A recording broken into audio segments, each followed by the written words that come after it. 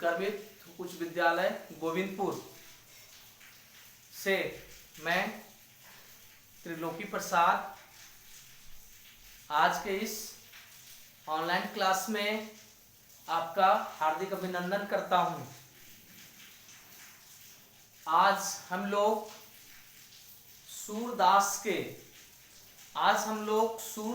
के अगले पद की ओर पद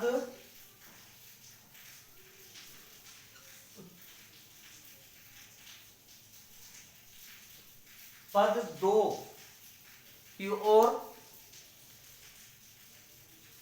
बढ़ेंगे। सूरदास के अगले पद की ओर अग्रसर हो रहे हैं, बढ़ रहे हैं और आज हम लोग देखेंगे कि किस प्रकार से हम लोग देखे थे कि किस प्रकार से गोपियां उद्धव के संदेश को ना लेकर उसके व्यवहार को किस प्रकार से कमल के पत्ते और तेल से भीगी हुई गगरी से उसकी तुलना की थी।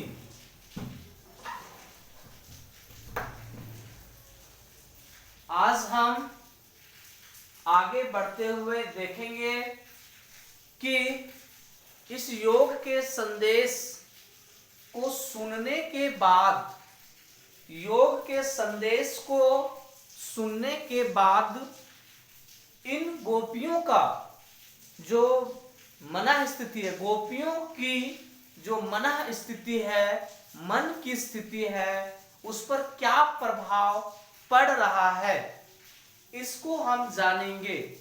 और ये भी हम लोग जानेंगे कि गोपियां अपनी अभिलाषा को, गोपियों के अंदर अपने प्रेमी को लेकर जो अभिलाषा थी, वे सारी अभिलाषाएं किस प्रकार धरा के धरा रह जाती हैं और उनका मान मर्यादा कैसे टूट जाता है, ये हम आज के इस काव्य में देखेंगे। सबसे पहले हम इस काव्य का आदर्श वाचन करते हैं और आप लोगों से भी अनुरोध है कि साथ ही साथ आप लोग भी करें। आदर्श वाचन हम लोग देखते हैं इसका कि गोपियां जब व्याकुल हो जाती हैं तो उद्धव से कुछ कहती हैं, अपना दुखड़ा सुनाती हैं। कहती हैं, मन की मन ही मांझ रही, मन की मन ही मांझ रही, कहिए जाए कौन पै उद्धव, कहिए जाए कौन पै उद्धव, नाही परत कही, अवधि आधार आस आवन की, अवधि आधार आस आवन की, तन मन बिथा सही। अब इन जोग संदेशनी, अब इन जोग संदेशनी सुनी सुनी, अब इन जोग संदेशनी सुनी सुनी, बिरहिनी विरह दही, बिरहिनी विरह दही। चाहती हूती गुहारी जितही तय, चाहती हूती गुहारी जितही तय, उत तय धार बही। सूरदास अब धीर धरही क्यों, सूरदास अब धीर धरही क्यों, मर ज्यादा ना लही, मर ज्यादा ना लही। सूरदास अब धीर धरही क्यों, मर ज्यादा ना लही। हम इस आदर्श वाचन के बाद हम इस काव्य के कुछ कठिन शब्दों के अर्थ को थोड़ा सा दिमाग में रखेंगे। जैसे आवन, आवन मतलब आगमन, आने का। बिथा, बिथा का मतलब व्यथा, बिथा का मतलब व्यथा। आवन मतलब आगमन और उसको कहते हैं विरहिणी, हम उसको कहते हैं। जैसे जब कोई प्रेमी प्रेमिका एक दूसरे के साथ होते हैं तो लोगों के अंदर सिर्फ आनंद ही आनंद है, श्रृंगार ही श्रृंगार है, सिर्फ श्रृंगार रस का ही आनंद होता है जब वे एक दूसरे के साथ होते हैं। लेकिन जब उसका प्रेमी या उसकी प्रेमिका किसी कारण से बिछड़ जाते हैं या दूर चले जाते हैं तो उनके इंतजार में जो जीती हैं, उनके इंतजार में जो जीती हैं, वियोग मतलब अलगाव होना, उनके दूरी बढ़ जाने के कारण जो प्रेमी या प्रेमिका जिस स्थिति में, जिस मन स्थिति में, जिस काल्पनिक जीवन में जीती है उसे कहा जाता है विरहिणी, यानी प्रेमी के वियोग में जीने वाली, यानी जो अपने प्रेमी के वियोग में जी रही है। विरह दही, दही का मतलब शरीर, विरह मतलब जल रहा है, यानी वियोग की जो अंदर में ज्वाला है, वियोग की जो अंदर में आग है, उसी आग में वो जल रही है। उनका शरीर पूरा वियोग से जल रहा है, यानी अंदर ही अंदर उस विरहिणी का, उस प्रेमिका की जो शरीर है वो अंदर ही अंदर जल रहा है। किस लिए? क्योंकि उसका प्रेमी उसके साथ अभी नहीं है। धार, धार का मतलब धारा, धार का मतलब धारा, यानी कहने का मतलब है कि उद्धव के द्वारा जो भी योग का संदेश दिया जा रहा है वो गोपियों के लिए एक प्रकार से जैसे पानी की धारा होती है, उसी प्रकार से गोपियों के लिए वह एक धारा है। किसका? ज्ञान का संदेश की धारा, यानी ज्ञान के संदेश की धारा। मर्यादा का मतलब मर्यादा यानी प्रतिष्ठा, ना लही नहीं रहना, प्रतिष्ठा नहीं रहना। तो हम लोग जैसे कि देख सकते हैं, समझ सकते हैं कि आप ही समझिए कि आप यदि किसी का प्रेमी और प्रेमिका की अगर बात करें, यदि आज शाम को प्रेमी का मिस कॉल नहीं आया, मिस कॉल नहीं आया तो मन विचलित रहता है कब उसका फोन आएगा। और जैसे किसी का रिंग हुआ दौड़ के जाते हैं, अरे अच्छा देखते हैं, तो मन कितना विचलित होता है एक मिस कॉल के लिए। और मिस कॉल हुआ तो बात तो हो ही जाएगा।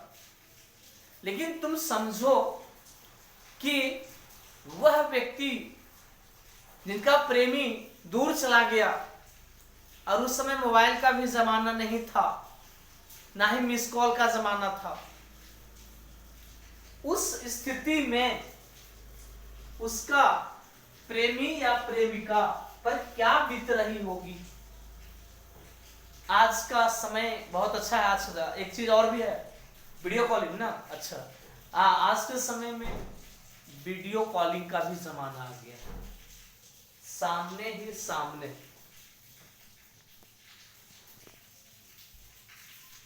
तो समझ सकते हैं आज तो वीडियो कॉलिंग का भी जमाना आ गया है, हाय हेलो ऐसे भी हो जाता है।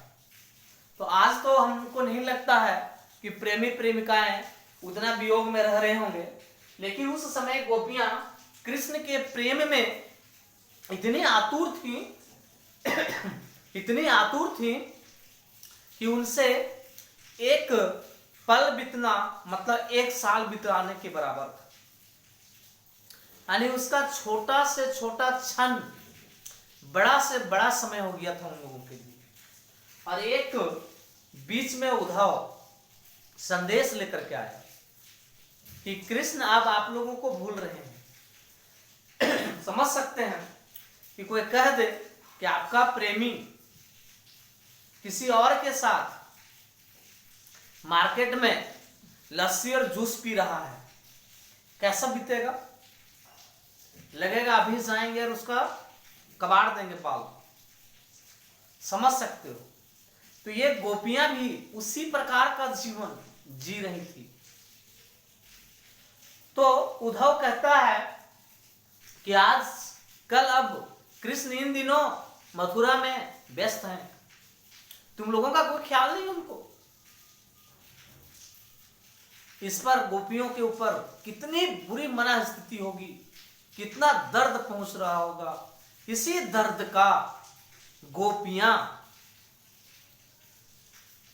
इस काव्य के माध्यम से, इस बात के माध्यम से व्यक्त कर रही हैं और बता रही हैं उद्धव से, मन की मन ही मांझ रही कि हे उद्धव, हमारे अंदर कृष्ण को लेकर कई अभिलाषाएं थी, कई मन में विचार था। जैसे आज के समय में कि मेरा प्रेमी अगर आएगा तो बाजार जाएंगे, यानी मार्केट जाएंगे, थोड़ा शॉपिंग करेंगे, थोड़ा लस्सी पिएंगे, थोड़ा पार्क में घूमेंगे, कितने तरह के हम ख्वाब देखते हैं। उसी प्रकार गोपियों के अंदर भी कुछ अभिलाषाएं थी, जो गोपियां कह रही हैं कि हे उद्धव, मेरे मन के ही अंदर कितनी अभिलाषाएं थी, उन सभी अभिलाषाओं को मन की मन ही मान रही, मन की अभिलाषा को मन में ही दबा कर रख रही हूं, मन की अभिलाषाओं को मन में ही दबा कर रख रही हूं। कहिए जाए कौन पे उद्धव, चाहती हूं कि मन की अभिलाषाएं या अपने प्रेमी कृष्ण के साथ बिताए हुए सारे पल को किसी को कहकर सुनाऊं कि हमारा वो दिन कितना सुनहरा था, हमारा वो दिन कितना सुहावना था, हम कैसे कैसे एक दूसरे से आंख मिचौली खेलते थे, एक दूसरे को कैसे नौका झोंकी करते थे। हम चाहते हैं कि ये हमारे साथ जो बिताए गए अच्छे पल है, इसे हम किसी को बता दें, सुना दें। कहिए जाए कौन पे उद्धव, चाहती हूं किसी को सुनाऊं मैं उद्धव, ना ही परत कही लेकिन कह नहीं पाती हूं, सोचती हूं कि लोग मेरे बारे में सुनकर मजा लेंगे, इसलिए मैं नहीं चाहती हूं कि प्रेम के बिताए हुए उस क्षण को किसी के साथ साझा करूं। और मुझे लगा कि अगर तुम आए हो तो उद्धव भैया मैं तुम्हें कुछ सुना पाऊंगी, लेकिन तुम तो कुछ और लेकर के आए हो। अवधि आधार आस आवन की, कहता है अभी भी अवधि मतलब समय, अभी भी समय है, आधार आस आवन की, अभी भी हमारे अंदर इंतजार है कि वो आएंगे। आवन की, उनके आने का इंतजार हम अभी भी कर रही हूं, हम लोगों के द्वारा उनका इंतजार अभी जारी है और पूरा विश्वास है कि मेरा प्रेमी आएगा, बिल्कुल आएगा। अवधि आधार आस आवन की, आस मतलब आशा है कि वो जरूर आएंगे, आशा है कि वो जरूर आएंगे, आस आवन की। और इसी आशा में, इसी इंतजार में मैं किसी को नहीं कुछ कहती हूं, ना ही परत कही, और इसी के कारण नहीं कुछ कह पाती हूं किसी से, ना मन की अभिलाषा, ना मन की खुशी, ना मन की व्यथा, किसी को कुछ नहीं सुना पाती हूं। उम्मीद है कि एक दिन कृष्ण जरूर आएंगे। तन मन बिथा सही, शरीर में, मन में, इस शरीर में, इस मन में जलन ही सही, दुख ही सही, दर्द ही सही, लेकिन वो आएंगे तो सारे दुख दर्द खत्म हो जाएंगे, हमारा सारा शिकवा शिकायत खत्म हो जाएगा। इसलिए मैं तन मन की दर्द झेल रही हूं और झेल लूंगी, यही हमारे लिए सही रहेगा, लेकिन मैं अपने अंदर की बात किसी को नहीं बताऊंगी। आगे कहती है कि हे उद्धव, अब इन जोग संदेश ने, अब जो तुम इन जोग के संदेश को लाए हो, अब तुम जो ये जोग के संदेश को लाए हो, तुम्हारे द्वारा योग का जो संदेश लाए हो, ज्ञान का जो तुम संदेश लाए हो, जो तुम कहते हो कि ज्ञान मार्ग सबसे अच्छा है, परम परमेश्वर को प्राप्त कर लेना सबसे बड़ा मुक्ति है, ये ज्ञान का मार्ग प्रेम के मार्ग के तुलना में तो कुछ है ही नहीं। लेकिन तुम्हारे इस योग संदेश को सुन सुन कर, योग संदेश को सुन सुन कर हमारी व्यथा और बढ़ गई है, हमारा दुख और बढ़ गई है, और एक विरहिणी मतलब वही प्रेमी के वियोग में जीने वाले की शरीर और जल रही है। अर्थात हम कह सकते हैं कि वही वाली बात कि तुम्हारा प्रेमी किसी और के साथ लस्सी पी रहा था, मार्केट में किसी और को शॉपिंग करवा रहा था, ऐसा सुनते ही आदमी क्या होता है, धधक जाता है, आग लग जाता है। वैसे तुम्हारा योग का ये संदेश और तुम कृष्ण के बारे में जो भी कुछ बता रहे हो, इससे मेरा शरीर, हम लोगों का शरीर बिल्कुल जल रहा है। अर्थात तुम्हारा ये योग संदेश हमारे शरीर के लिए एक जलते हुए आग में जैसे घी डालने से और जलने लगता है। एक तो गोपियां पहले से ही जल रही थी, एक तो गोपियां पहले से ही दर्द झेल रही थी, लेकिन वो उसमें और योग का संदेश और कृष्ण का कुछ कुछ बढ़ा चढ़ा के बखान से गोपियों का दुख दर्द और क्या हो गया, बढ़ गया। मतलब उद्धव का योग संदेश गोपियों के लिए घी का काम किया है, मतलब उनकी अग्नि को, उनकी व्यथा को, उनकी दुख को, व्यथा को और बढ़ा दिया है। चाहती हूती गुहारी जितनी तय, अब चाहती हूं गुहार करूं। देहात में होता है ना गुहार करना, गुहार करना मतलब किसी को हल्ला करके पुकारना, बचाओ बचाओ, जैसे पुकारते हैं ना, तो उसी को बोलते हैं गुहार करना। तो वही कहता है, यानी किसी को सहायता के लिए पुकारना।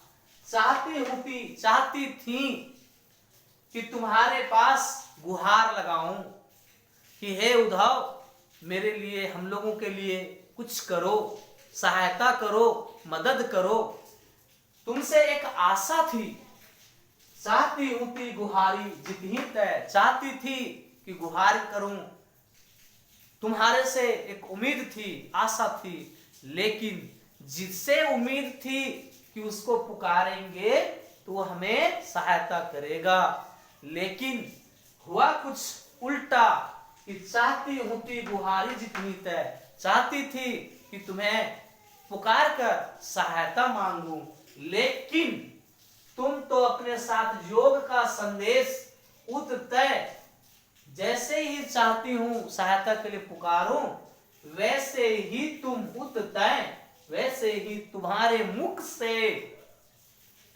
मुख से हम लोगों के लिए सहायता नहीं बल्कि जलन प्रदान करने वाली जो है धार बह रही है, बहने लगती है। अरे तुम्हारे मुख से योग का जो है, योग का संदेश की धारा बहने लगती है। अरे तुम वैसे ही योग का संदेश सुनाने लगते हो हम लोगों को, और यह योग का संदेश हमारे लिए सहायक नहीं बल्कि हमारे लिए मारक का काम कर रहा है।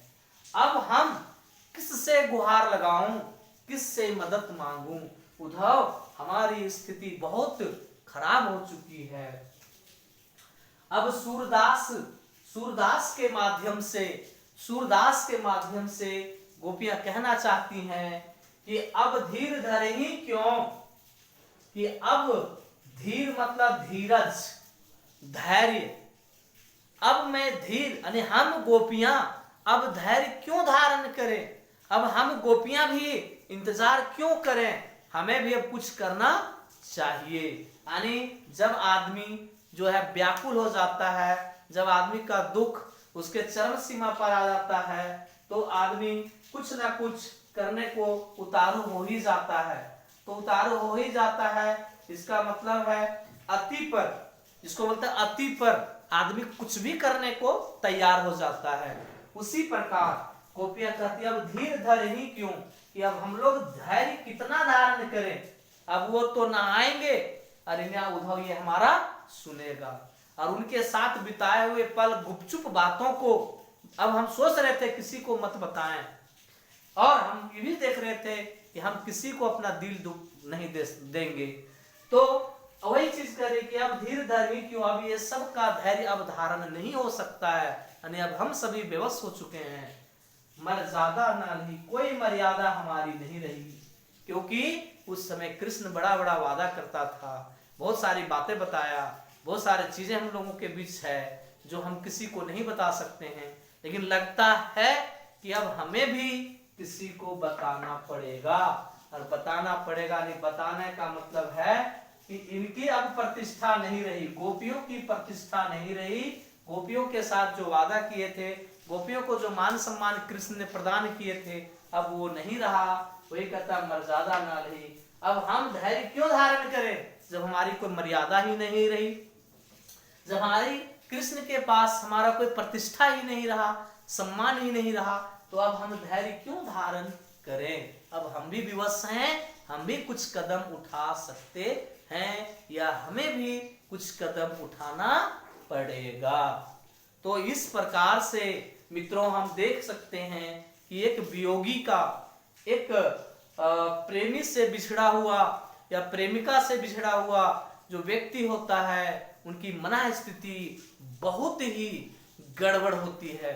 मन स्थिति इतना खराब होता है कि वो कुछ भी करने के लिए उतारू हो जाता है। तो यहाँ तक लोग अनुचित कदम भी उठा लेते हैं। इसलिए हमें यदि किसी से प्रेम करते हैं तो हमें अपने प्रेमिका को या प्रेमी को उसको वियोग में नहीं छोड़ना है। अगर हम वियोग में छोड़ेंगे तो वो दुख दर्द में, वियोग में कुछ भी कदम उठा सकता है या सकती है। चलिए मित्रों, तो मुझे आशा है कि ये काव्य के माध्यम से समझ सकते हैं हम सभी कि एक प्रेमी प्रेमिका को किस वियोग में, किस मना स्थिति में रहना पड़ता है। जब एक बाहर दूर होता है, कहने का मतलब कि एक दिल्ली में हो और एक आपका हजारीबाग में हो, और किसी कारण से नेटवर्क खराब हो, मिस कॉल ना आ रहा है, ना जा रहा है, ना व्हाट्सएप का एप्लीकेशन खुल रहा है, ना कुछ हो रहा है, आज बिजली गायब है, मोबाइल ऑन नहीं हो रहा है, क्या स्थिति दिखती होगी। चलिए कोई बात नहीं, एक दो दिन की स्थिति होती है, लेकिन इनकी स्थिति बहुत लंबी थी। ठीक है मित्रों, तो आप समझ सकते हैं कि गोपियों की स्थिति क्या थी। चलिए धन्यवाद।